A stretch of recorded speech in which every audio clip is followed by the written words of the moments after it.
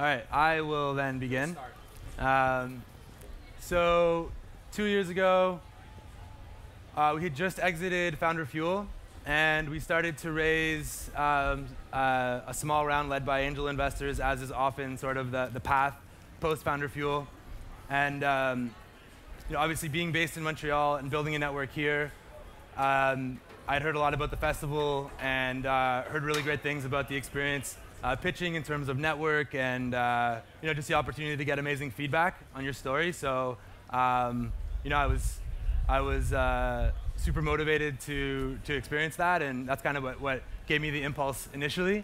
I do have to say we had started to get a little bit of momentum. We had raised some other money beforehand. Shout out to Maple Leaf Angels there in the back. They have a cool 48-hour fund that made a really quick decision and kind of started to build the momentum before coming to pitch here. So I was like just really excited and on a high. The round had started to come together, and I wanted to keep it going here. So that was kind of my story.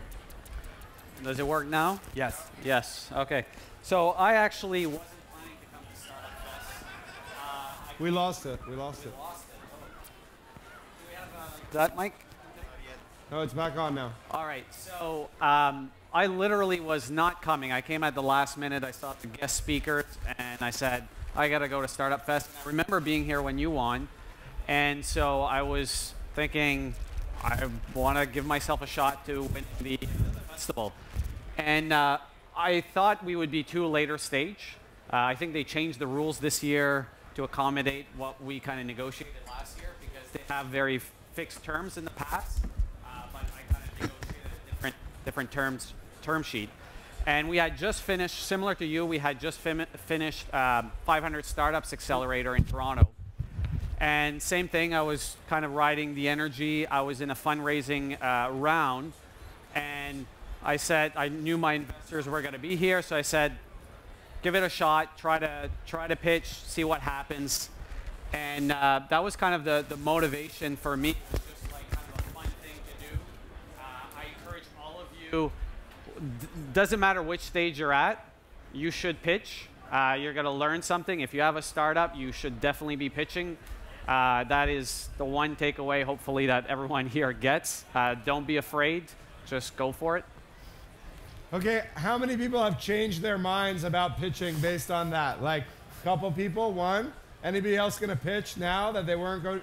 All right, we'll try that again at the end and see if we I agree. Why not pitch? How many people here are doing a startup? How are you not? Oh my God. I have a serious problem with all of you who raised your hand there but did not raise. Can anyone do it? Like, I mean, yeah, so just to give you a context, I had raised over $5 million before the pitch last year. So I was really much later stage, and we still won. So everyone should be pitching. That's what they told us. They said everyone should be pitching. So let's try this again. How many people are going to pitch for the $100,000 prize now that you've heard?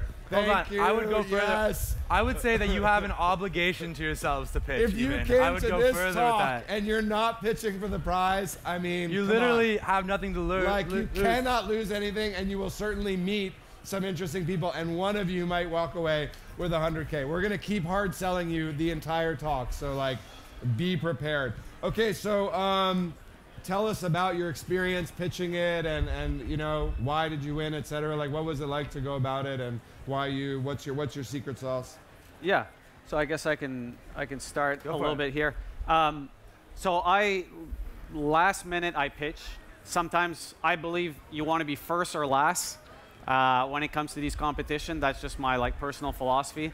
Just because if you're first and you make it memorable, everyone, that's the benchmark. If you're last, then you can kind of sweep in as the last person that they remember. So when I did the first pitch, the first 90 seconds, so just so people are understanding the rules of engagement, you do a 90-second pitch, and you got to convince one of the judges to put you down as one of the finalists. So you got to win the first round. So I'll get into the second round after, but the first round, you got to basically come in there, sway one of the judges. My understanding was one of the judges has to pick you, and there's like 15-ish judges. So when I pitched, I think he had already chosen because I was actually one of the last ones to pitch. So he said, pitch to my other colleague here. And then we were fortunate enough to have him choose us. Now, one of the key things, our app is very visual. So I had to show them very quickly how it's done. And I guess I did the same thing to you, and you got it right away. So that was one of the advantages. I could show the app in real time in 5 seconds. This is the end result, and our app allows you to create this really fast and easy. I didn't have the luxury of that for the second round of pitches, but we'll talk about that in a second. So I just wanted to kind of set the stage for the first round. So that was my strategy. I guess, Kyle, how'd you do it? How'd you get to the final round? I did the same thing I normally do, and I have a couple investors in the room, so I can't give away all my secrets here. But you know, you have to. That's what this. Just a few secrets, Kyle, please. I get, you know, for me, you know, especially in these settings, there's, you know, they get pitched a lot of pitches, right? And like having a startup, especially at an early stage, it comes back down to tenacity. Like you have to have a lot of fight, and like, you know, they have to believe when you're pitching them that you know, that they believe you have that, and that you're gonna, you know, you are going to, you know, stick through the hard times and the good times, and that you have a great business and everything else that goes along with it. I'm sure that a lot of you guys have good businesses, but can you make people feel like you are gonna like hit a grand slam with that and put everything you have into that and really be passionate about that in the first 10 seconds of your 90-second pitch? Like that's the challenge that I would throw at you guys, and that's always kind of you know, my approach when doing short pitches.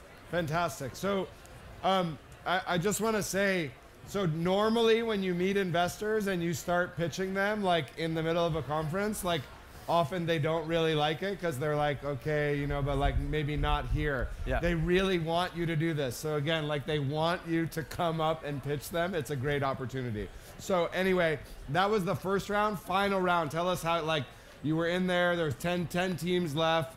You destroyed them all. You got the money and the fame and the power. Yeah. So how'd you do it? So they email you the evening of to let you know whether or not you were selected as a finalist. So it's a little bit of a quick turnaround. So often how you choose to spend your evening before you find out is indicative of your performance the next day. And Phil and I have very different stories about that. So why don't you go ahead? Yeah. So I once I knew I was selected, at that moment I said I'm gonna win this. At that moment I said I have to give my best effort.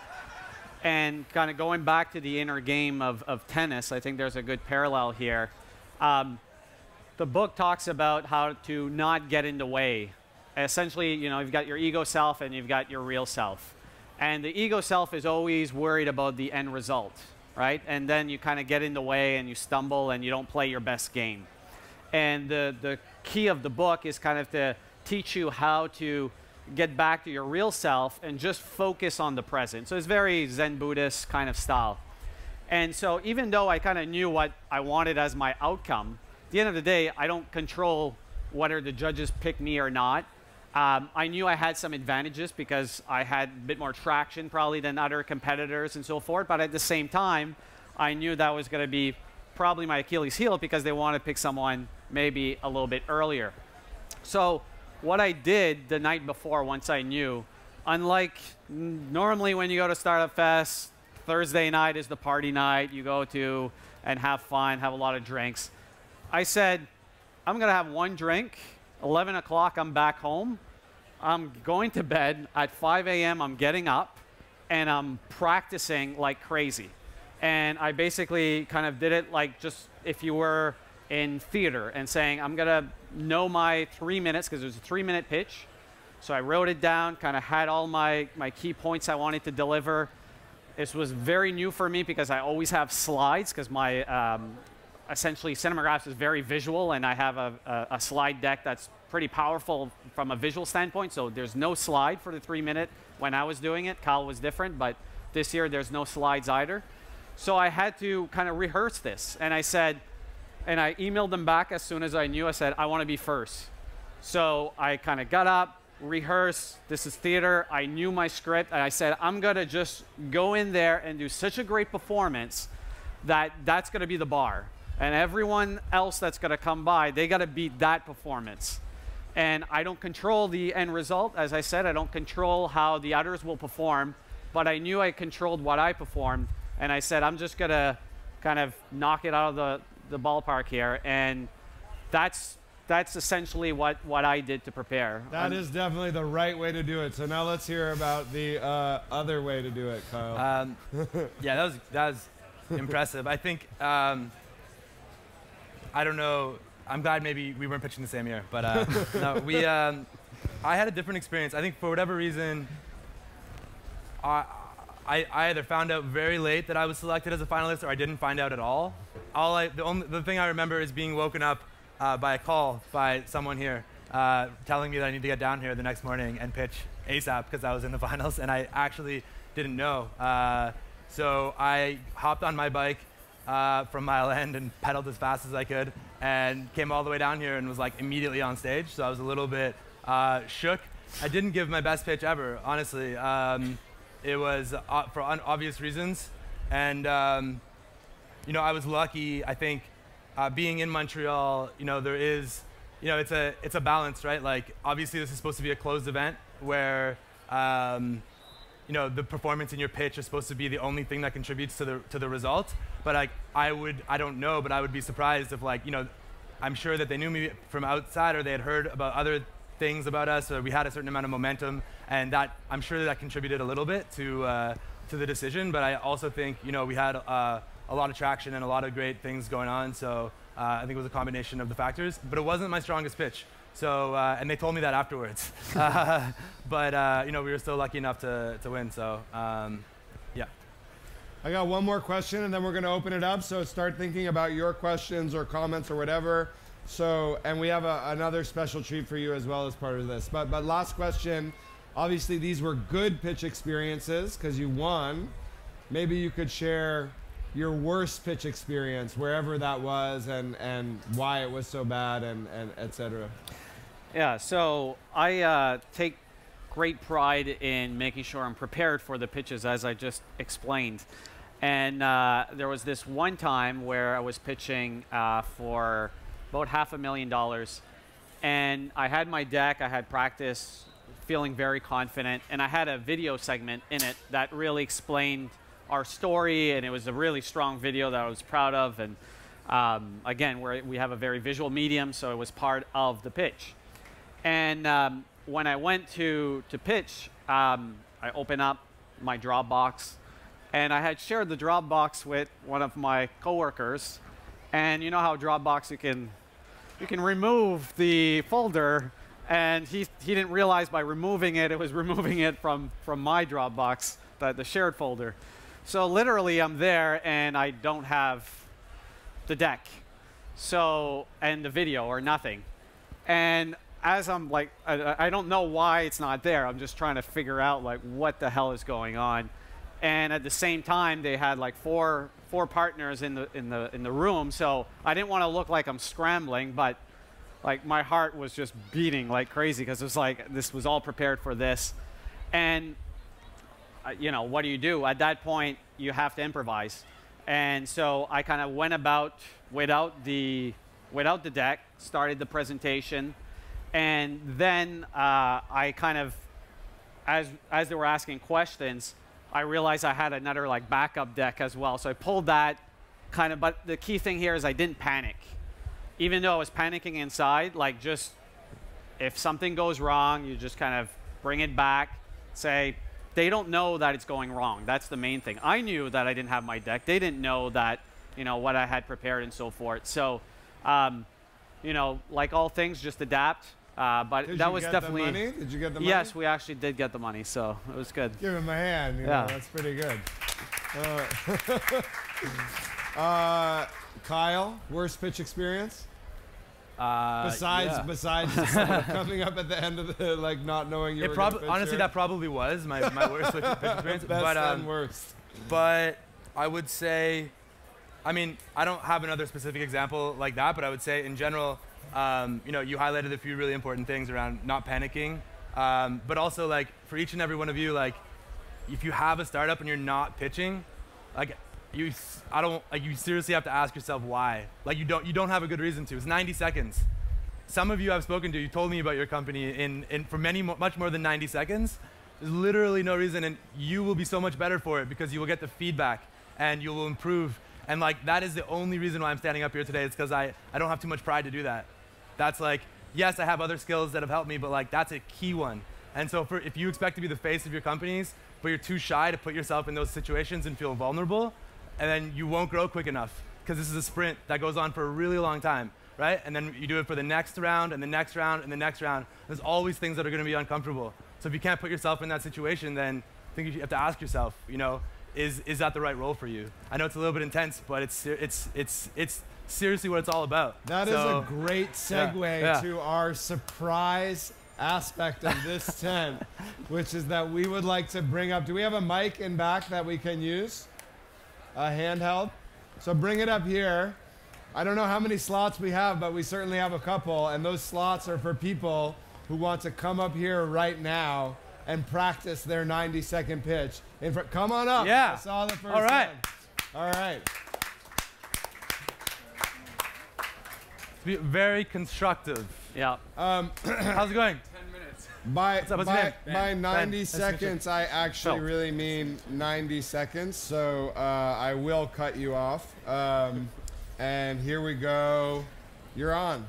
Hi, my name is Ben. Is this working? Yeah. I am creating a political social network which enables people to change government policy, and I am securing it on the blockchain. Essentially what it is a voting system which allows people to vote on things and then have, instead of just a linear comment section like Facebook, you have a dual comment section. So yes on one side, no's on the other. Highest rated comments then debate each other, at which point, after the debate, all the users in the thread are forced to watch this 2-minute debate in order to give them perspective on both sides of an issue, challenge media's ability to create a narrative, after which they vote again. And if this final vote, if the side advocating for the change wins the vote, it instantly generates a petition. That petition is then sent to the government body in charge of the issue, who can then respond within the thread.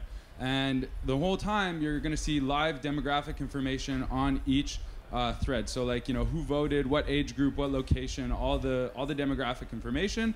And then you'll be able to actually mobilize offline if you don't like the response from the government or if you don't see anything happening through a meetup feature.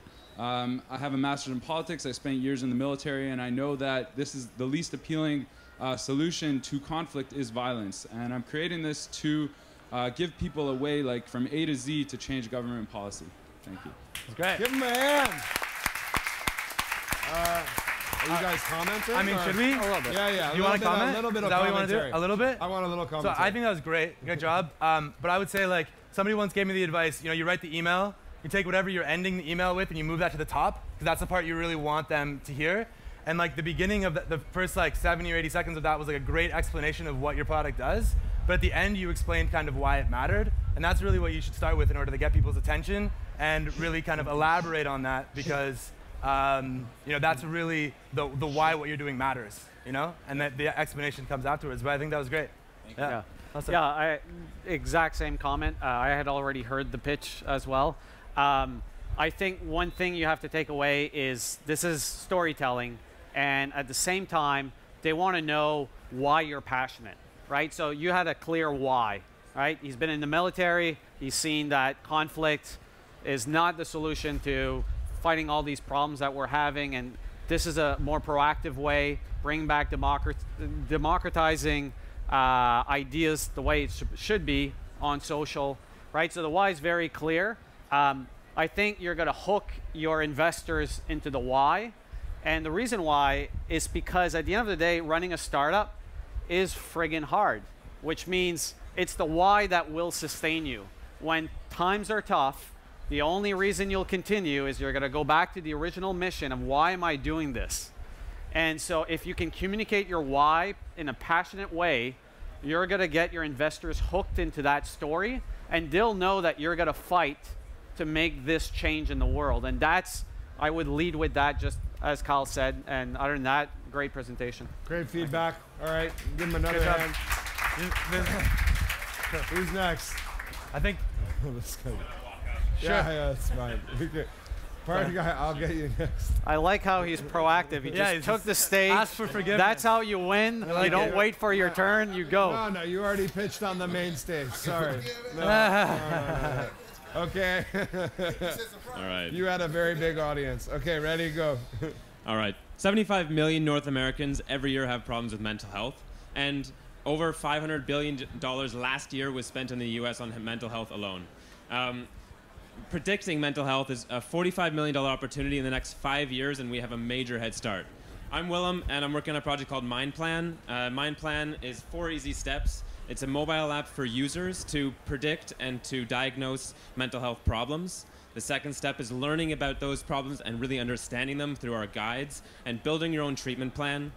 The third step is taking that plan, connecting with service providers, clinicians, therapists, etc., and other users who use the platform. And the fourth is really connecting to your wellness apps, your other connected devices, using your phone that you have with you every day to help you understand and to live a better and healthier life. So that's MindPlan in a nutshell, and yeah. Give him a hand. All right. Judges. Oh yeah, you can keep it. Sure, whatever. Okay. You want to start this time? You go. Sure. No, that was good. I mean, it reminds me of you know, when we were in a similar phase in that you're tackling something very complex, and you're obviously trying to explain the market dynamics and the different sides of it. But there's a lot of different numbers. It's hard for people to follow. Yep. So you have to try and blend like the numbers and the story they tell with something that's a little bit more story-driven or more like approachable on a human level, and kind of make that a little bit more compelling, make the hook a little bit more compelling as a result. So it's kind of my that would be my feedback, because we've actually spoken before, and even for me, there's a lot of bouncing back and forth between the different numbers and things, and it's a little bit hard for me to follow. So yeah. I will add to that, because there was one number that stuck. There were 2 numbers that stuck out, one in a good way and one in a bad way.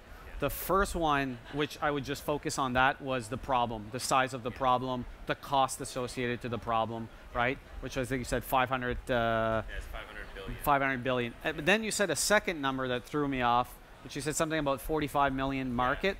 Yeah. Actually, that's small. Yeah. If it's a $500 billion market, you can go after bigger than a 45 million pie of that. And it's too early probably to know exactly how big the market is for what you're solving in terms. So you just stick with the bigger kind of problem, the $500 billion. That's it. Just one number that kind of puts the problem, especially on a 90-second pitch, because otherwise you're getting into the numbers. If there's something I would have liked, would have been, is there something in your, I know it's more personal, but whether it's your family member or someone that affected you that you could help, by humanizing it even closer and how important this problem is for you to solve, again, it's going to just tie into that mission statement. And those are the people you're going to recruit in your team, right? It's going to be people who want to solve this particular problem. Same thing for the investors. Everybody's been affected, like probably one family member at least that suffered some level of mental health issue, right? It's just, it's something like 20% of the population. So, you can get that emotional connection to one of the investors guaranteed. And if you can relate it to something personal, it's gonna even hook them even more.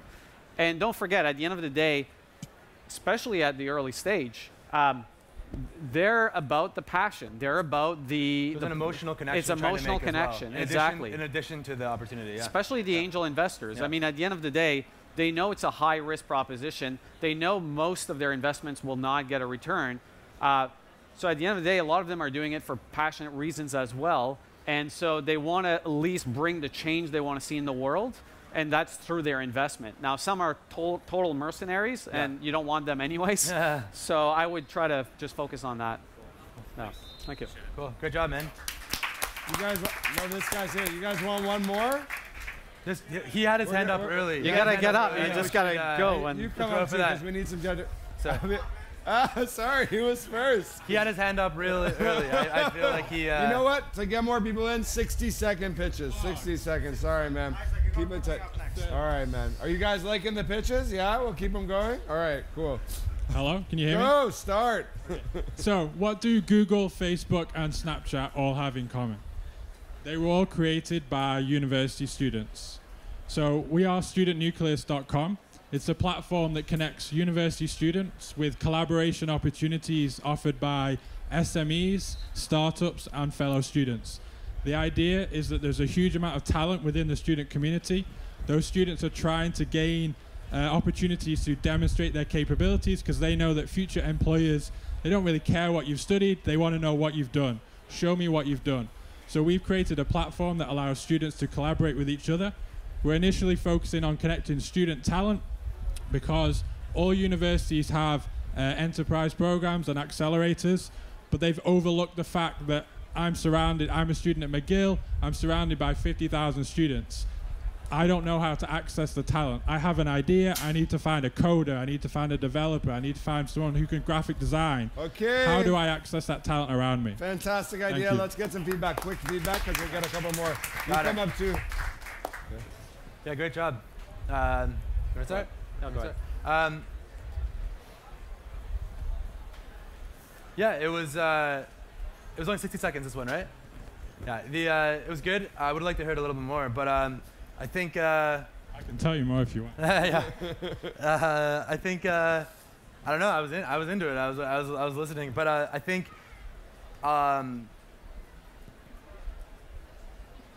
I don't know. I don't have feedback on this. You love the pitch. You want to invest. Phil, I like the beginning because you hooked us in right away by saying, like, what do all these platforms have in common? And I wasn't expecting the answer, right? So that was a good kind of aha moment from your answer. And then it was a great segue to being able to pitch why this is important and how do we make that experience even better, so that more ideas can flourish and essentially where university is, but focusing on the practicality. So really, that's the positive part, I would say, of the presentation. So good intro. Give him a hand. Can we do a couple more? Couple more? Yeah? All right, we need some gender diversity. You'll go too, don't worry. Absolutely. All right, you're gonna go next. You're gonna be our last one. Good afternoon, everyone. My name is Catherine Lafont, and I am starting the company called DealShare. And I am a very passionate person, and I love helping people, and I would love to, if I could, help you guys out. So the company, what we do is everybody's got services or products that they love. So we're creating a directory that you're going to have in the back of the platform. And so I let me give a true example. My uncle's a painter. He's a great painter. I love him. I talk to my friend. She's looking for a painter. And I go, oh, my uncle's a great painter. Make the connection. He says, thank you, and gives me a little commission. So the platform is you're putting your deal out there. You're putting a commission. And then we have networkers that are passionate about promoting other people and promoting the service and the products that they love, and then taking their directory and passing it on to everyone around, and everybody is helping everybody to grow. You're growing your business, I'm helping you grow your business, and everybody's pretty happy. We all want to be on the platform so we can all help each other. And perfect, that's 1 minute. Thank you, give her a hand. Feedback, stay up there. That was great, I love that. Yeah. I mean, it's so relatable. I would, yeah. The story about your friend's uncle or whatever, I would just start with that. That's something that's like very relatable. That's the problem. There's a difference between you and the opportunity that you're building. And I would start by talking about that, unless you can say I'm a PhD from Harvard or something like that. Then maybe start with that. I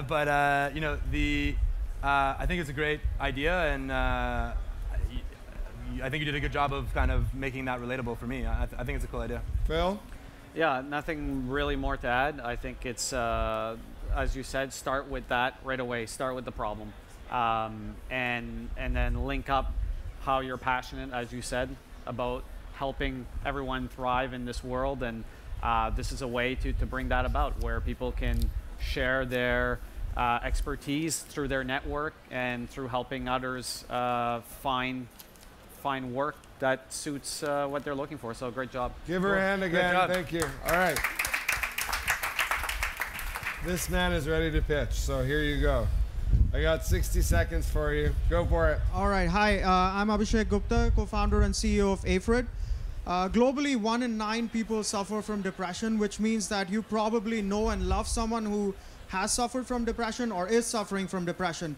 I know someone who did. He spent 10 years trying to find the right medication that worked for them to the point where they had already suffered a lot. So what does AFRID do? We personalize treatment plans cutting across pharmaceuticals, ECT, RTMS, behavioral therapy to reduce recovery times and to mitigate adverse side effects for people. What are we doing? We're applying deep learning principles to data sets that comprise of genetic and demographic information to find the right treatment that works for the patient. Currently, we're in the stage of securing a pilot, and as soon as we have that, we want to roll it out to as many people as possible and make an exponential positive impact on the lives of people suffering from these issues. Thank you. Good man. All right. Feedback? I think that was solid. I mean, you always have to know your audience. Like, you lost me when you started using acronyms and things. Like, it's like one of my pet peeves as well. I completely check out if I don't know what it means in general. But if you're pitching to people who know what that is, then that's awesome. No, I think you opened up really strong. Actually, I think your first 10 or 15 seconds, I was right there with you, and no drop-offs. I think it was good. Yeah, same thing. Acronyms are always tricky. You know your business really well, and you know what you're trying to accomplish, but always try to simplify it for your audience. That goes because even angel investors that you're pitching to, they're generalists. They know a lot about different things, but they may not know, and then you'll lose them. Depending on who you're pitching to, if they don't know what those things mean, you might be better served by explaining why that matters. Okay. Because I understood in the first little bit what you do, but I don't know how you do it and sort of those kinds of things. I was kind of lost there. So it depends on your audience, I guess, though. But it's a great job. Thank you. Awesome. So we got 4 minutes. Yeah, we got kind of caught up in the pitches because they were so fun. We have time for it. Was just super fun, so we just went with it. Do we have a couple of questions from the audience? I have the mic. Is there any component of pitching or anything, comments, questions, whatever? This is it. This is your chance, people. Yeah. Well, I only have I didn't started something. I don't have nothing tangible yet. I only have an idea. Is it worth still going in and pitching? Definitely. Yeah, I mean, it depends on the audience. I mean, pitching here, it's always valuable. You're always going to get feedback that, and maybe it depends on the person. It depends. Maybe you'll get great feedback that'll level up your ability to express what it is you want to express 10 times in a row. Maybe it'll be 9 out of 10 times you don't get anything that helps you, but the 10th time somebody asks you a question in a specific way and you're like, oh, amazing. I'm gonna take whatever that just unlocked in my brain and I'm gonna carry that forward every other time I pitch. There's literally, you can't pitch too much. As long as you have enough time to rest on it and put that learning into your next experience, you should be doing it. It's kind of like being a mad scientist a little bit and figuring out exactly how you need to express it for other people to get it, So my first pitch, when I raised money, all I had was a deck. I did not have a product, and I was able to raise $250,000 just on the deck. Now, this was 5 years ago, so it would be harder to do that today. But the point is this. You'll always have a lot of weaknesses for any pitch. There's a lot of stuff that you just don't have yet. Whether it's traction, whether it's a team, whether it's the product, doesn't matter. But you have something. So you want to focus on whatever you have and highlight that as much as possible. If you can get passionate about your idea and you pitch it as if it's going to change the world and you already know what it is, and just focus on that. Don't go into the details of the team and all the rest because you don't have it, right? And then if they ask questions because they're hooked on the first part, then you fill in those parts by saying, well, this will be our next step and so forth, and we're working on this. Yeah. But don't, nobody has the perfect pitch. If there's that's why everyone here that at the start said, I'm not pitching and I'm actually a CEO and I'm essentially raising money. Obviously the reason you don't want to pitch is because you fear that there's still things missing. You'll always have things missing because depending where you're at in different stages, whether it's Series A, Series B, etc., you'll be missing some components. So you're going to have to always just focus on the things you already have and put that in the best light possible. and then just be ready for the questions that are going to come. And just knowing that that you've thought through some of these questions, it shows that you're aware that this is a weakness, but don't highlight it when you're pitching. Absolutely, that's great advice. So I think we have 30 seconds left, and we're going to use that 30 seconds, not really for one last question, because we're going to stay on track. I'm going to ask one more question to all of you. And don't do these like half-assed hand raises where it's like unclear where you stand on the matter. How many of you are going to pitch for the 100K prize today? Okay. I mean, that's a substantial That's increase. a substantial. That's like up and to the right. I'm still a little bit disappointed, but it's like a little substantial. disappointed, but it's a lot more than we started. I think that's a successful panel. I think, yeah. If you want advice, come speak to us, especially Isaac. No, I'm just kidding. No, Come I'll speak be to up us. here. He gets Speak pitched to them professionally. It's different. downstairs. But come speak to us, and we'd be happy to give advice. So thank you guys for. Please give our amazing speakers a big round of applause. Great job.